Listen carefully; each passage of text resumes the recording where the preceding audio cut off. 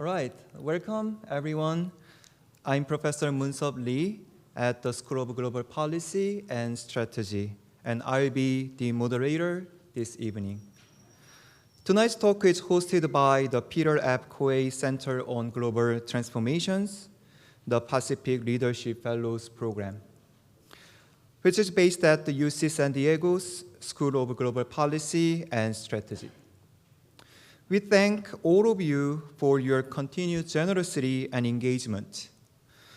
Our founding supporters, Joan and Erwin Jacobs, our dedicated staff and colleagues, and our community of friends, scholars, collaborators, and Pacific Leadership Fellows. Let me announce some housekeeping rules. Please save your questions for the Q&A session. At the end, you will have time to ask your questions here. A small reception will be served directly following the talk. Now I would like to introduce tonight's guest of honor.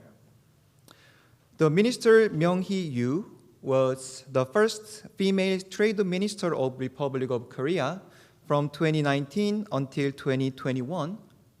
Prior to that, she served as Deputy Minister for Trade Negotiations in 2018 and 19, and Director General of Trade Policy from 2015 until 2018 at the Ministry of Trade, Industry, and Energy.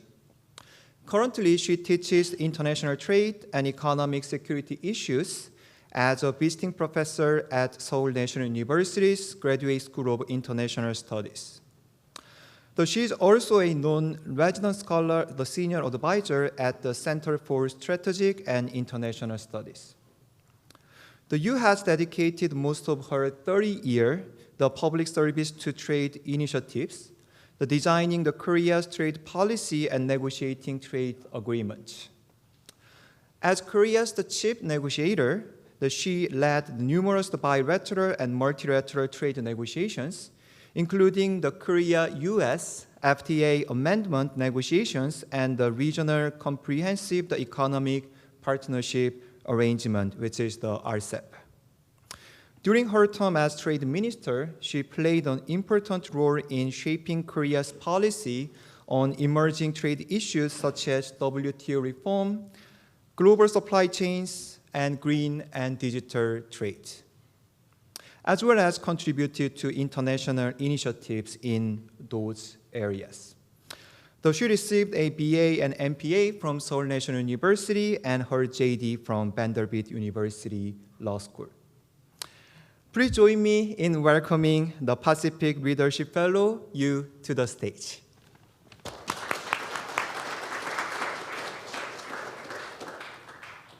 Good afternoon, everyone, and thank you for a very kind introduction.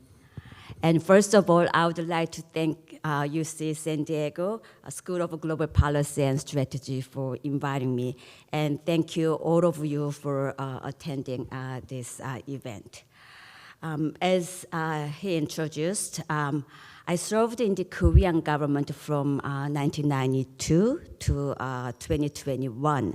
So this period, 1992-2021, I just like to highlight again, because my colleagues these days, they half jokingly tell me, oh, you are the lucky one, because that's the era of golden period of trade, the era of globalization, the era of economic integration. Well, I wouldn't deny that. To some extent, the bulk of my career was marked by the economic integration and multilateral cooperation. But actually, as approaching the end of my term in the government for the last 3 or 4 years, I also witnessed the shift in the wind, the change in the wind, from a world toward globalization and moving toward fragmentation, and also decoupling between the G2, between the US and China. So I would like to share my experience and my perspectives on those paradigm shifts and especially from a trade practitioner's perspective, rather than from an academic one, drawing my experience in almost 3 decades in the Korean government as a trade policymaker as well as a trade negotiator. So first, I would explain about the paradigm shifting in global trade, and then what risks and challenges are presented to the Asian economy. And in that case, how can Asia navigate to this shifting economic landscape? Now, somehow this Google slide is changed when this is changed to PPT or something like that. This numbering seems to be well, so don't look at the numbering. Just you can just listen to my presentation. So first, shifting paradigms in global trade. First, the most notable trend is the priority or focus on security. Now, you can imagine all those geopolitical tensions and a series of crises such as COVID-19 and Russia's invasion into Ukraine. They have led to some changing narratives about trade policy and prompting governments to conflate national security and economic policy. So national security concerns are increasingly infiltrating trade policy, and the security and economic policy, they get increasingly entangled. So let me just share my own personal experience, maybe 3 anecdotes. During my 3-decade experience in the Korean government, first 25 years, I dedicated my career into promoting free trade. I was the first director of FTA policy division when Korean government first created FTA policy bureau, FTA policy division. I became the first director and spearhead development of Korea's FTA policy, and also participated in Korea-Singapore FTA, Korea-ASEAN FTA, and Korea-US FTA back in 2005 and 2006, numerous FTAs. So my work was usually dedicated to open our markets and to open my counterparts, Korea's counterparts markets. That's what I did mostly for the first 25 years. But it has changed for the last 3 or 4 years. The first episode, back in 2018, my job was, I became the chief negotiator for Korea-US FTA renegotiation, because the US was of the view that the US trade deficit with Korea was or is a threat to national security, US national security. So especially blaming Korea-US FTA for the trade deficit and asking or demanding the renegotiation of Korea-US FTA. Luckily, we managed to conclude Korea-US FTA amendment and negotiation in a very short period of time, within 3 months. But that was not the end of the story. And after that, 1 year later, US also initiated investigation based on Section 232, which is called on national security ground on automobiles. Basically, they are saying that these automobile imports from other countries investigate whether they are security threats to national security. So I think many of you might have Hyundai automobiles. All those beautiful cars, are they a threat to national security? So they are investigating basically that. So luckily, they decided not to impose any quotas or tariffs, although they actually decided to impose quotas or tariffs on steel and aluminum based on national security grounds. So that's what happened in 2019. So I had to visit DC several times to convince the US that Korean cars imported into the US, they are not a threat to US national security. And to some extent, when that issue was resolved in 2019, Japan imposed export controls on semiconductor materials, which are key to manufacture semiconductors, based on also national security grounds. They say that we couldn't trust Korea's the export control system. So in a nutshell, for the first 25 years, I spent my entire career on promoting free trade. But for the last 3 or 4 years, I spent most of my time to address those restrictions that were imposed or were to be imposed in the name of national security. That reflects the shift. Not only that's happening in Korea, but that's happening in global trading environment. That shift is basically the increase in the injection of security concerns into economic and trade policy. And another example, I think to me, the defining moment was 2018. If you just remember what happened in 2018, as I mentioned before, the US imposed steel tariff, like a 25% tariff, based on national security grounds in 2018. But US and China imposed each other the 20% tariff back in 2018.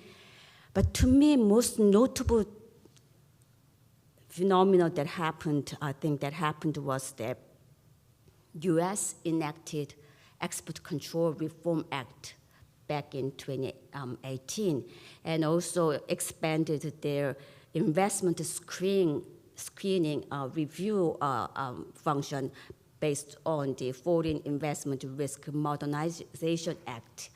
So basically, these are the export controls that were used in the Cold War era to contain Soviet Union, something the relic of Cold War era, some sort of bygone era, but they revived this Cold War export regime and then increased application of this measure on semiconductors or advanced semiconductors, AI, and quantum computing technologies.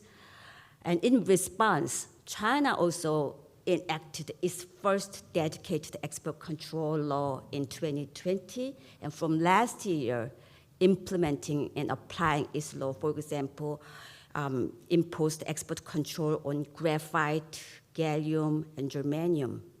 Why does it matter? Because Korea or Asian countries, we are caught in the middle. Think about semiconductors.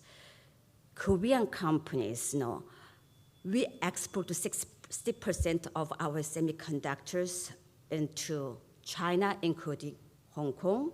And also, Korean companies invest in China. They produce there 40% of our semiconductors. On the other hand, we depend on China more than 90% of our graphite, which is subject to China's export control law. So it's not only Korea's story. Down the road, other Asian countries, they might be also caught in the middle of these tensions. And that causes, it's gonna lead to a lot of uncertainties in the trading environment. So let me show you some statistics that WTO has accumulated. So WTO says that we have more quantitative restrictions. Quantitative restrictions means that the restrictions such as export restrictions or import restrictions, especially those restrictions imposed in the name of security. With the justification of the security, it is increasing. You can see that from 2012 to the current days. And another statistics says that national security related trade concerns, it is also increasing. If we look at from 1999 and 2000, there are none. But nowadays, you can see many. So that's what's happening, the sharp increase in trade concerns relating to national security. So that is the first shift, moving from rules-based to security-driven trade governance. So the trade policy is more and more influenced and affected by security concerns. That's the first shift. And second shift, no one talks about almost like free trade, but industrial policy becomes a very popular topic and tool these days. And while you might say that, well, isn't Korea one of the countries that has used industrial policy in the past quite widely? But I would also say that there's a difference, in the past, industrial policy, usually developing countries used industrial policy and subsidies as a development tool. But nowadays, wealthy countries with fiscal power, they dominate industrial policies with massive scale of subsidies. So the US CHIPS Act, Inflation Act, EU CHIPS Act, last year, US, EU, and China, these three countries, they account for half of the industrial policies in 2023. And to some extent, I understand the rationale. They are grappling with multiple crises like climate change, supply chain resilience, national security. But what happens in the US doesn't stay in the US because that can trigger other subsidy rates in other countries, especially developing countries. They lack the means of this lavish subsidy, so what they are doing is that they increase trade barriers. Like in Indonesia's case, they have export ban on nickel because they don't want to lose out on this trade and investment, because after the US CHIPS Act and Inflation Act, they say that the investment that private sector company announced for the last 1 year increased 20-folds compared to 2019. There are limits to private sector companies invest across the world. And developing companies, they fear they are losing out on trade and investment and losing out the opportunity to move up their value chains. So they erect barriers. You cannot export those nickel ore unless you do some processing here, you do some manufacturing here, you do some value-added process here. So these are all trade restrictions. So these trade distorting restrictions are happening around the world, and these cause also some concerns to the trade community. So I will later come back to this issue again, because whether this is helpful to green transition or not, I will later come back. So these are the AE means that this blue graph, this total, but this EMDEs means that emerging markets and developing economies. So you can see all the advanced economies are giving more subsidies and doing more industrial policies than emerging markets and developing countries. The gaps is growing compared to emerging markets. So advanced economies, they are more active in the industrial policy. That is the difference between the current day's industrial policy and the past. And another shift is that shift towards net zero economy, and this causes a more complex story about trade. Because now trade has been about growth and efficiency, but now trade is now used as a tool to achieve non-trade objectives. And especially the climate change has been at the, become a very important topic and used as a lever in this green transition. And the trade-related environmental measures is proliferating, and EU's carbon border adjustment mechanism is one example, but these days especially there is a surge in green manufacturing subsidies, and often with localization requirement.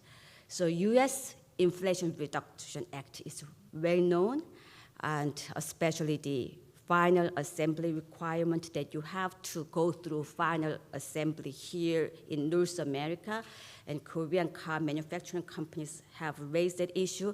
But another thing that I would like to also mention is that it triggers a similar measure in other countries. So after that, France has also come up with green industry bill, and what France says that is that we will give you subsidy based on carbon footprint, based on the carbon emissions throughout the value chain. So that means that they will also calculate the carbon emission amount from transport to the buyer as well. So if the car is produced in France, definitely it doesn't have any transport amount. But if the car is produced in Asia, Korea, it has to be shipped through vessels. If the car is produced in China, it has to be shipped through vessels. Much more carbon emissions. Asian cars cannot get subsidy anymore after this green industry bill. So even France, the minister, he said that we cannot subsidize with our taxpayers' money. We cannot subsidize Asian car manufacturing industry or something like that. So that is the whole purpose of this green industry bill. So after the U.S., they also have the similar bills. It's sort of copycat measures in other countries as well. So this, there is no uniform or harmonized approach in this, the environment-related measures or rules across the world. They take just unilateral measures in environment-related trade measures, and that cause trade frictions. And let me just then move on to, and that raises a lot of concerns in the WTO. And I just know here and there I mentioned what are the concerns and what are the risks and challenges to Asian economies, but let me recap again what are the concerns and risks to the Asian economies. First, we will have a more fragmented and unpredictable trade environment. First, when we had Section 232 national security ground measures, among trade experts in Korea, we thought, this is something that I have never imagined. Something that I have never imagined is actually happening. But these days, I wouldn't be surprised if something that I have never imagined actually happens, because quite used to that kind of surprises, because we are now in the era of unpredictable trading environment. And there is a surge in trade restrictions. And Asia, we used to be the major beneficiary of open, rules-based, predictable trading environment. Whether we can still achieve our economic growth in this trading environment, it remains to be seen.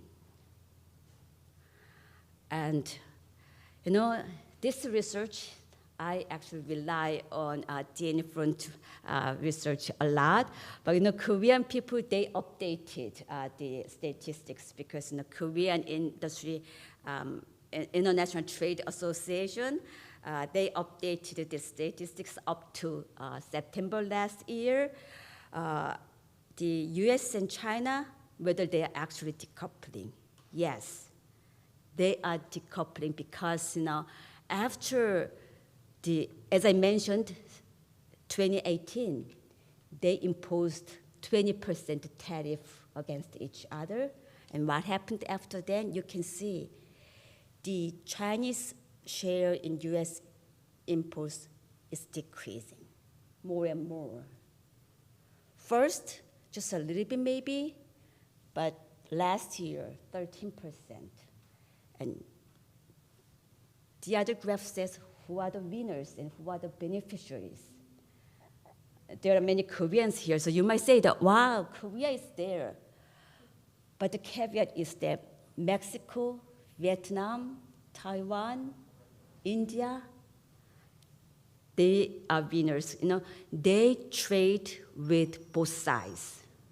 They become sort of the hotspots of this fragmented trade order. They trade with both sides, both China and US, and gaining market shares in both China and the US. But in Korea's case, we gained a little bit of market share in the US market, but we lost our market share in China by 1.1 percentage point. Japan also lost some market share in China. So maybe Korea and Japan, we might be more like decoupling, like US, but not that dramatically like the US. So it's still too early to have any conclusions out of this. But I would like to also point out that some Asian economies, they are adapting to this fragmented order quite well. Can we become like that? In whatever situations, this is not a really good situation for Asia as a challenge, but still Asia has been always pragmatic in this turbulent world.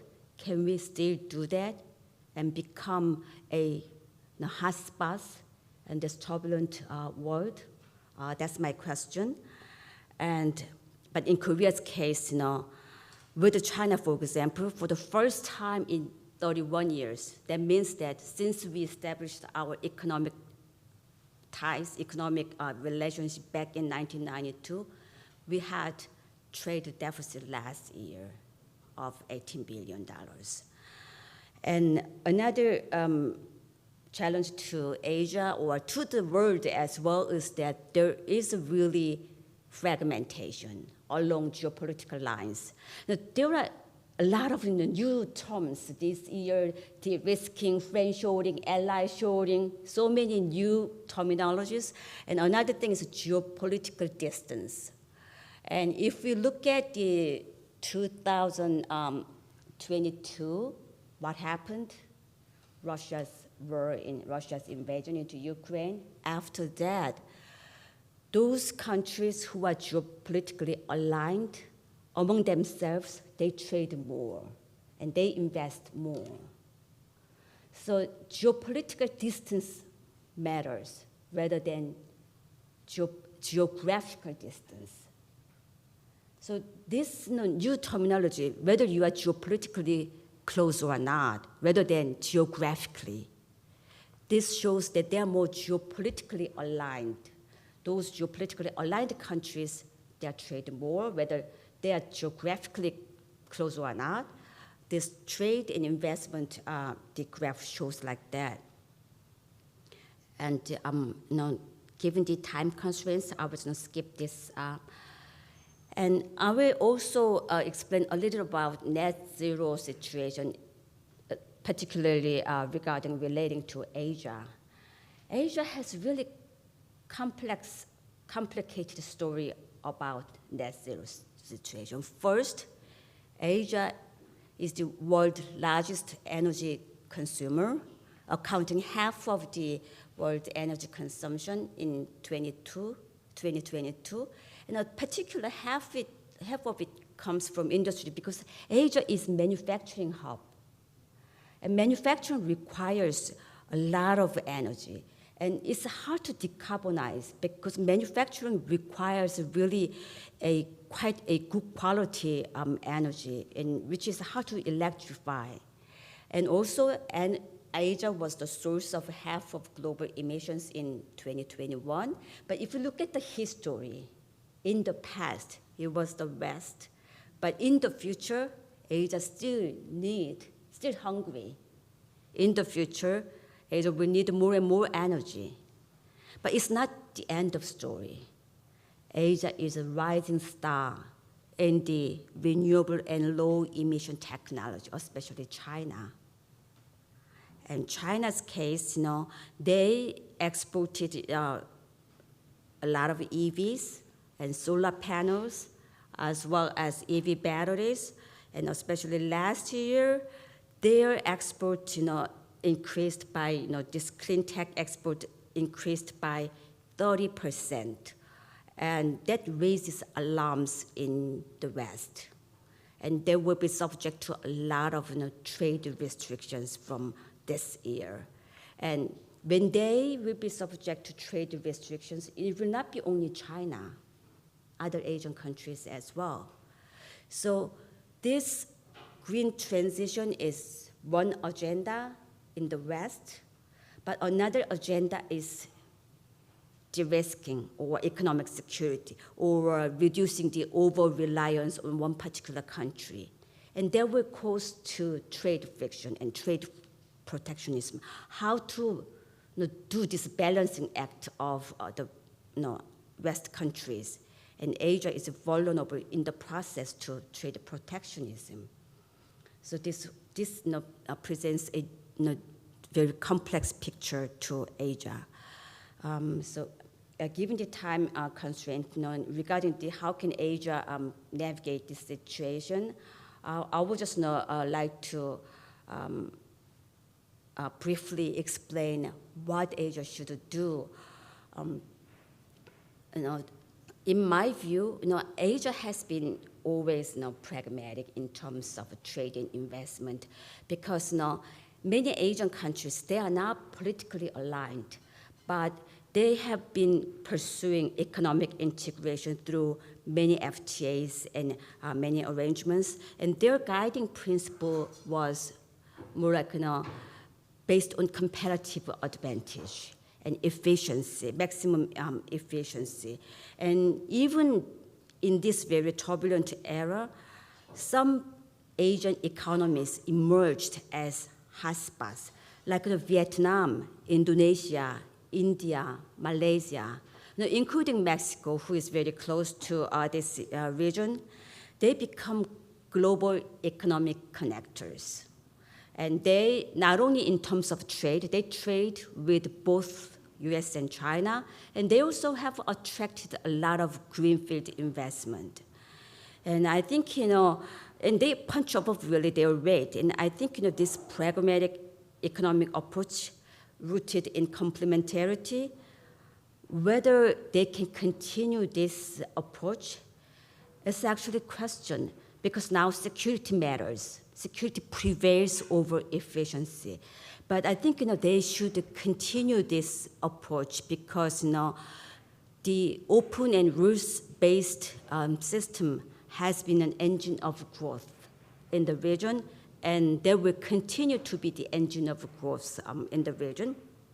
And there should be also Korea's trade policy as well. So in Korea's case, we are trying to, on the one hand, we have our own economic security policy, enhancing our supply chain resilience, but we try to maintain our trade investment open, and also try to promote our FTA policy, continue to maintain our FTA policy. So we concluded our FTA last year with the UAE and GCC, and also signed FTA with Philippines, and pursuing negotiations with Malaysia and Mercosur.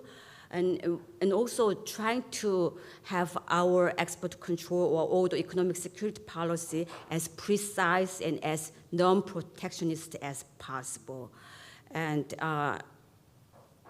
balancing those economic security and trade openness as much as possible. That is what we are doing. I would like to end my speech with this last anecdote on ICEP. I was chief negotiator for ICEP for many years, and also I was there as trade minister when ICEP was concluded. It was back in November 2019. We were actually having a banquet dinner at when together with the leaders just the night before ICEP was concluded. And there were still remaining issues, and it was uncertain when we could actually conclude ICEP. And I got text messages from other ministers, we gotta meet, we cannot just leave this unresolved. So in the middle of dinner, we stopped eating and we met in some empty room. And some ministers, we met together and discussed the issues, and we tried to narrow the gap and agreed on some packages and some compromising packages. And by midnight, just the day before, by midnight, we closed the deal and we concluded the negotiations. And the next day, at the leaders' meeting, we announced substantial conclusion of ICEP in November. And you know what? What happened 2 months later? COVID-19 broke out. And that was the last in-person negotiation meeting among the ICEP negotiators. So in hindsight, we now think that if we had not concluded the negotiation back then, we would not have had ICEP by now. Because it's so hard to conclude ICEP virtually. And after then, through virtual negotiations, we finished all the technical work through virtual negotiations. And then we signed the ICEP documents virtually together with the leaders back in 2000. And that happened in spite of all the Korea-Japan trade disputes, and also in spite of China-Australia trade and political disputes. So we withstood all those ups and downs. In spite of all those things, we made a progress in ICEP, and ICEP took effect in 2022, and every year we have tariff elimination, annual elimination every year. So I hope that Asia, even in this turbulent era, as we did before, could still pursue open and open trading environment, still make this trade, maintain this open trading environment, maintain this open trading environment, and could pursue this together with other partner countries. I will stop here, and I'm not sure whether I spoke too long, but I will answer your questions. Thank you.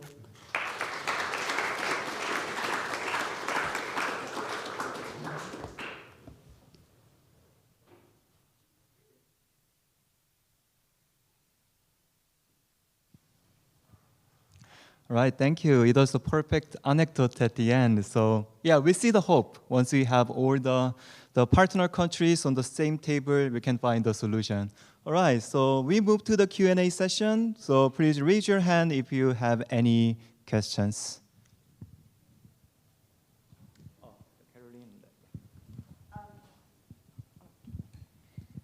So thank you. That was a great overview of trade and the big change we've seen, and you being right at the center of it, I can only imagine. One thing you didn't mention at all, which I think nobody does anymore, is the WTO. And I was wondering if you have any hope at all for it being relevant in a world where there's a trade war between the two biggest economies. Thanks. it is very relevant. Maybe given the time constraint, I didn't mention it, and especially, I think, the WTO's rule-making function becomes more and more important in this fragmented trading environment. And I'd like to also emphasize the environment-related trade measures, because each country is now taking unilateral measures, and that causes more trade frictions. And sorry. So if the WTO member can have more discussions on what kind of measures they can actually have, and what kind of trade rules they can actually have to regulate this area, they can reduce trade frictions. As you see, the trade concerns on environment-related measures are, the number is really rising. So it's going to be really hard to have a really comprehensive round in the WTO, and I'm not even sure whether we can have really full consensus among 160 members, 64 members, but there are various ways. So there is a plurilateral named joint statement initiatives, and there is also sectoral arrangement. So using those various flexible arrangement, WTO can tackle these new emerging issues that can help members reduce their trade frictions. So we will collect the two questions from this side of the room, and then I will collect more questions from this side of the room. Yeah, first. Thank you. Part one of your talk, you focused on the issue of rules-based versus security governance. And one of your last slides in that section depicted a bar graph, and it had a number of STCs, specific trade concerns, from early 90s to 2023. And early 90s, predictably, was very low. 2023 was very high. But there were 3 or 4 where there's almost nothing. And I'm wondering if those correlated to world events, anything that would explain why it dipped so low before going back up. Quite remember why those particular years have 0 instance, but it shows the general trend.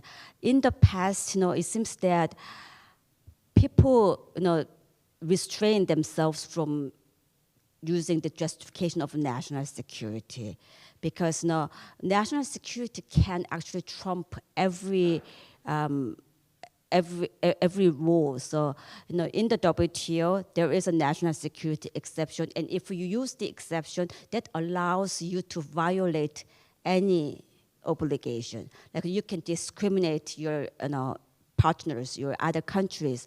So members try not to abuse their national security exceptions, but these days, Pandora's box is open. They don't, exercise those restraints. Whatever measures, like, they take, some discriminatory measures, and they say, that, this is national security measures. So more and more, they use this justification, but this just shows a trend. So I don't know what happened, but after the WTO was launched, members were more trying to keep the commitment of the WTO, following the rules of the WTO. But nowadays, very easily using this justification or abusing the justification. So I have one related question. I want to bring you back to the 2018 when you led the renegotiation on the U.S.-Korea, the FTA. So from the U.S. perspective, so we see the series of the renegotiations of the FTA, and the media often says that it's the zero-sum game. There will be the winner and the losers. So may I ask you, so when you had this renegotiation, did you see that as the zero-sum game or the win-win the situation, especially between the US and Korea? Well, it go either way, but I think we made it into win-win negotiations. So it started not in a really favorable way, because the US was of the view that the trade deficit with Korea was a threat to national security. So in the U.S. FTA, Korea-U.S. FTA was to blame for that. But in the negotiation table, we tried to manage the situation, and instead of having a very comprehensive amendment in negotiations, the Korea-U.S. FTA was already comprehensive enough and high level enough. So we tried to fix only very less than 10 or either 5 to 10 only several issues that need to be revisited from the industry point of view. And it was not only from US industry view, but also from Korean industry view. So it was give and take between the both sides. So later it turned out to be mutually beneficial. So it could be, it could have been zero-sum, but we made it into mutually beneficial negotiations. Thank you. So now we collect the questions from this side of the room. A gentleman behind.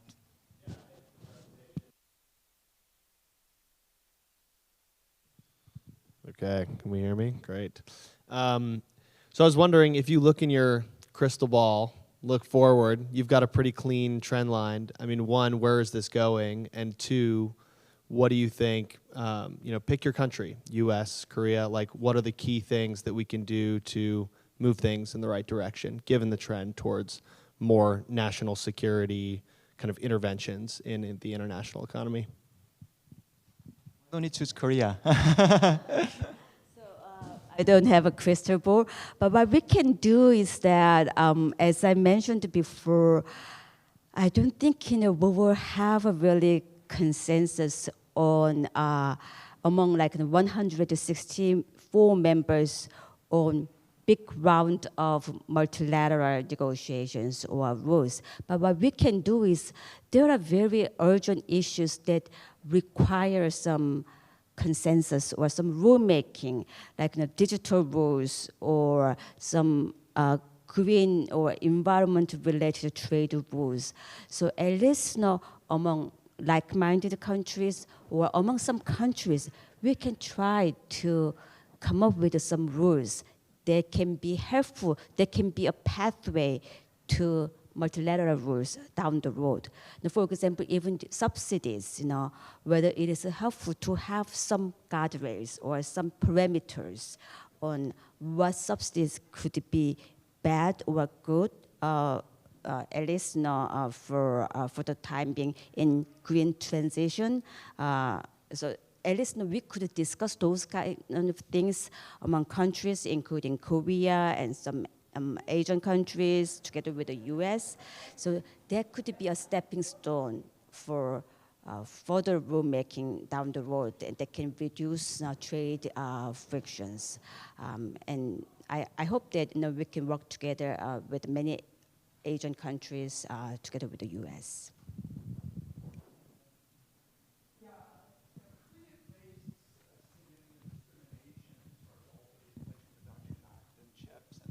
Ultimately, that was negotiated. But Korea, in the last couple of years, has industrial policies that are quite significant, it seems, with respect to chips and broader sectoral approach. As a trade person, how do you think about Korea's recent industrial policy initiatives? This industrial, the difference is that, this industrial policy, the Inflation Reduction Act has a massive scale of subsidy with localization requirement, which has a discriminatory element. And Korea's subsidy or industrial policy doesn't have that. And the localization incentives basically favors domestic industry, but Korea, and that is one thing. And this massive amount of scale of subsidy, the Inflation Reduction Act and CHIPS Act has that. And Korea's CHIPS Act or Korea's subsidy is basically tax credit. It doesn't really give you grant. And I think, no other country has the fiscal power to do that. The difference between the advanced economies or large economies and developing countries and other countries, only a few countries have the fiscal power to give grant, the massive scale of grant. And other countries, they don't have the lavish amount of subsidy in their pocket. So in Korea's case, we have like a 15% tax credit for big companies, like a 25% of tax credit for small and medium companies, and even that, it was really, there was really intense debate at the Congress, because originally it was 8% for big companies and 15% for the SMEs, but there was a really, a criticism from the public that is too small compared to U.S. CHIPS Act, so they had to revise it again after the Congress passed the law. So 1 month after, a couple of months after the Congress, the Korean Congress passed the law, they revised it again and increased it up to like from 8 to 15 and 15 to 25. So without perhaps the U.S. CHIPS Act, we would not have even had such a tax credit. But anyways, tax credit, not direct grant. One follow-up question regarding the industrial policy. Again, going back to your experiences in the government. So my understanding in the US government is that trade policy and industrial policies are designed in the different agencies of the government. What about Korea? So do they communicate each other and then they collaborate when they design and implement the trade and industrial policies? On what kind of industrial policy? Because like the tax credit is designed by Ministry of Finance, and trade policy, Ministry of Trade, Industry and Energy. But still, they communicate with each other, because now the Ministry of Trade, Industry and Energy, they also take care of industry itself. But I also like to emphasize the function of trade policy, because I used to be, when I was young, when I first entered the government, my first job was I took care of subsidy agreement at the WTO division in the Ministry of Trade, Industry and Energy. My job was to review every industrial policy or every subsidy of all other agencies and ministries of the Korean government to check whether they are consistent with the WTO agreement or not. So Korean governments, whether it's designed by other ministries or other agencies, trade ministry, they also check whether they are consistent with the WTO agreement or not. So still, even if it is designed by other ministries, I would say that, communicated and somehow coordinated, yeah.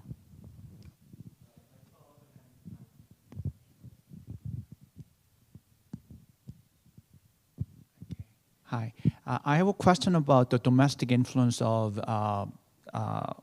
over the policy, trade policy and industrial policy in South Korea. So it has been known that left-wing government and right-wing government and conservative parties in South Korea has a different view about how to do the trade between China and the United States.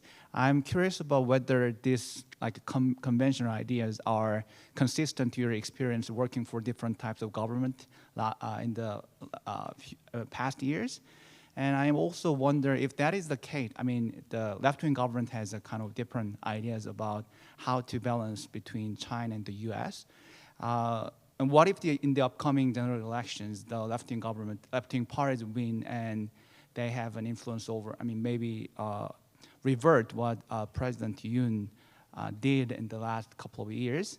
Do you think it's feasible to see the changes, or what's your prospect for that possibilities? Trade area is one of the areas that is less influenced by the politics. To be honest with you,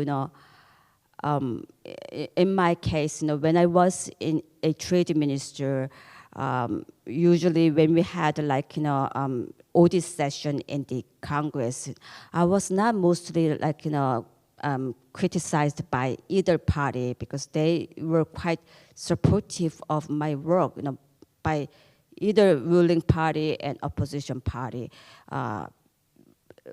Normally like bipartisan support on trade issues. But the reason that we are losing market share in China or having trade deficit with the market share, we have manufacturers are in play. First, China's domestic industry's competitiveness. We used to export a lot of intermediate goods, but now they are making those intermediate goods. They are very competitive. We become competitors on the same products and competing against each other. So that is one thing. And another thing is that Chinese economy is not that good these days. And also, especially, that's why we couldn't export a lot of semiconductors, and semiconductor takes up quite 20% of our economy. So it's not just about geopolitics. The economic situation itself and China's industry's competitiveness itself has changed. So even if geopolitics changes in the future, that economic factor will still matter in the future. Yeah. Okay, so we have time for one more question. Yeah, over there.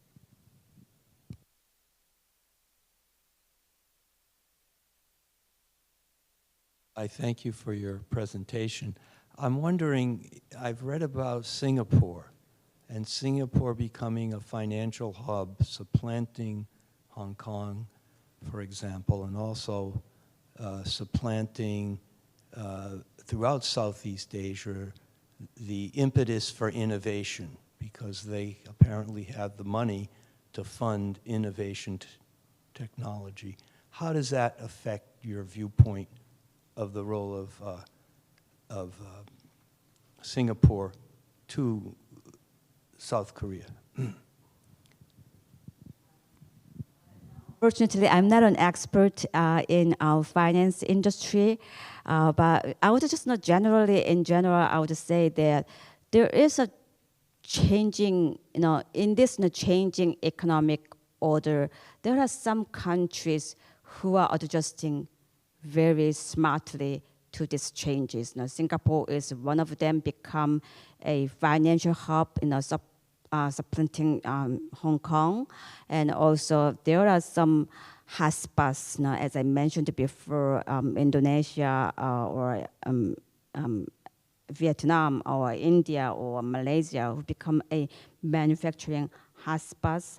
And so I think, Korea also should, adapt to this economic, the changing economic landscape, using this given factors smartly, although it's not that easy. But I feel like, those main dominant players, their role somehow declines a little bit. Like in the supply chains, usually China, Korea, and Japan used to be the main supply global value chains. We used to be the main players, but now it's evenly spread among Vietnam or Malaysia or Indonesia. So like that, in this shifting landscape, there will be a more players who are gaining their market shares. So Singapore is doing that in finance sector, and in Korea's case, we have not seen such a prominence in finance sector yet, but it's still early stage in this changing order. So we have to adapt to this changing order in the next coming years and coming years in the future very smartly. That's what I think. Okay, so I don't like this job as a timekeeper, but it is now time to the wrap up.